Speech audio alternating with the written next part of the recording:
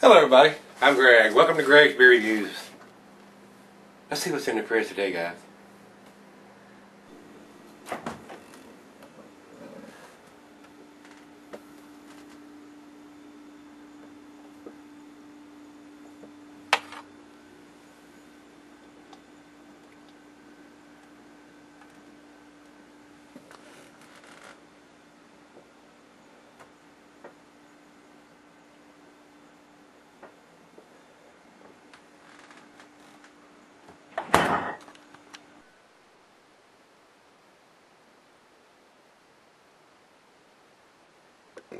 Hello everybody, thanks for stopping by Gregsbeerreviews today. Today finishes off the trilogy of the Three Heads Brewing beers that I picked up. This is called Two Kind. It is their Double India Pale Ale, Double IPA, guys. Real colorful labels they've got on here, and all of them have hop cones on them. All of them have tie-dye t-shirts, so they must be deadheads or something. What do you think? This comes in at 8.5% alcohol by volume with 87 IBUs, guys. So pretty potent on the IBU side there, and usually the doubles are.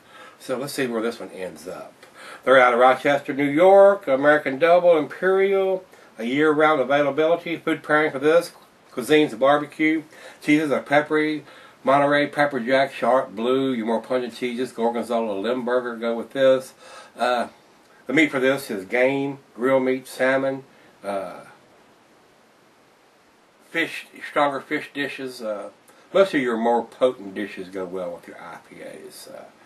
The beer, it says, can be sold for extended periods on the proper conditions, but this is an Imperial IPA. Right, it's going to keep, it's not going to go bad, but the hops will fade over time. And a lot of people don't mind that. They say it mellows out and it changes a little bit, but if I want something hoppy, I want it hoppy. I don't want it after it's mellowed out for a year or two. So, without further ado, off the cap on this one, into the glass.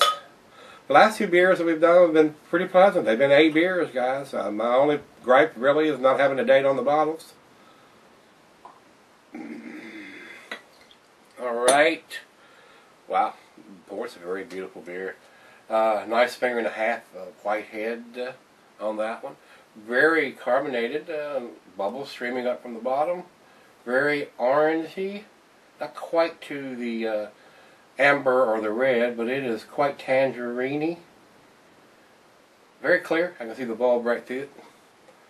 Looks very tasty, guys, for a double IPA.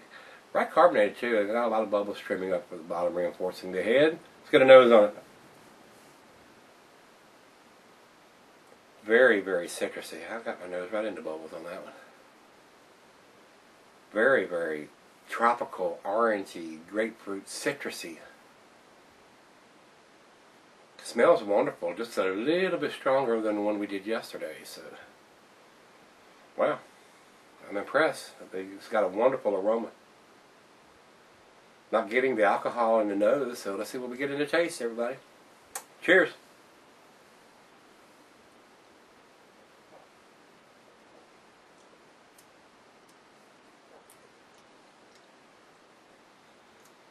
Not a big, bold taste of anything. Very easy drinking, though. I mean, that's really impressive.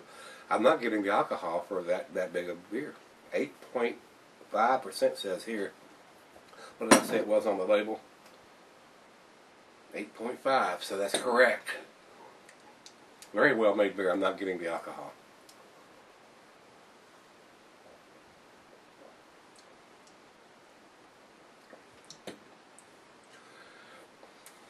I would almost say this is almost a sessionable or transitional double IPA. It doesn't have, it's bitter. It's got the bitterness, but it's balanced well. But we don't have the big bold taste one way or the other. Nice hop presence, but it's not overly citrusy. Where I'm going with this is, it's not overly special. It's a tasty beer and it's well made because I'm not getting the alcohol, but I have definitely had a lot better double IPAs than this. Very sessionable. I would say that for an 8%, I don't taste the alcohol. Of course, that's going to get you in trouble once you try to drink. Plus, this is a bomber. This is the big one here, but not getting the taste of the alcohol. Now that may change as it warms up here, so we're going to let it warm up. It's right out of the fridge, and I tell you, have to taste it and see where we end up with this one. But I like it so far. It just don't have a big, bold taste. So if you've never had a double IPA and you like an IPA, this may be a good, easy one to start off with. So stick around. Let's see where this one ends up. I'll be right back. We'll do the final chug. Alright guys, I'm back. Got this one left here. This is a decent beer. Nothing to write home about. It's very pleasant, but it's kind of on the weak side. And I'm not referring, when I say weak, I'm talking about flavors. There's a nice hop aroma and a nice hop presence, but there's not a very big flavor one way or the other. Not a big malt backbone, and the hoppiness is substantial, but it's not up to the double IPA level. So I mean, they couldn't go any much further on the hops to make it too bitter because the malt's not supporting that. So not super impressed with this. I would, you've heard me call lawnmower beers. This is basically a chick double IPA. It's very easy drinking. Doesn't have a lot of big, bold taste, and you can't taste the alcohol. So, final chug.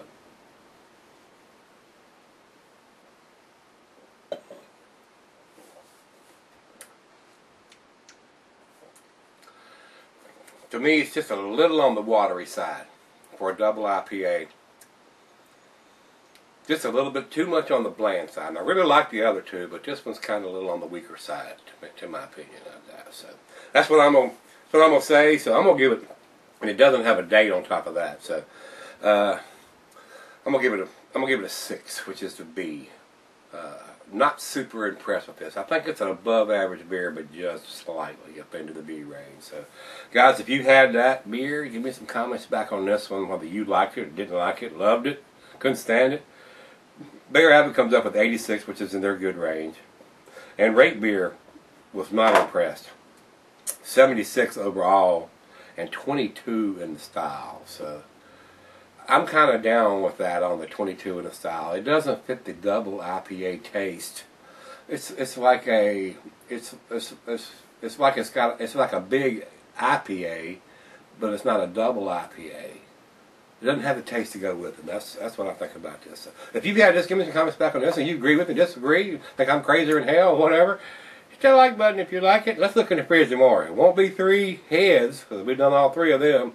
We have to find another head to do. Do this head. We'll look in the fridge tomorrow. Join me then.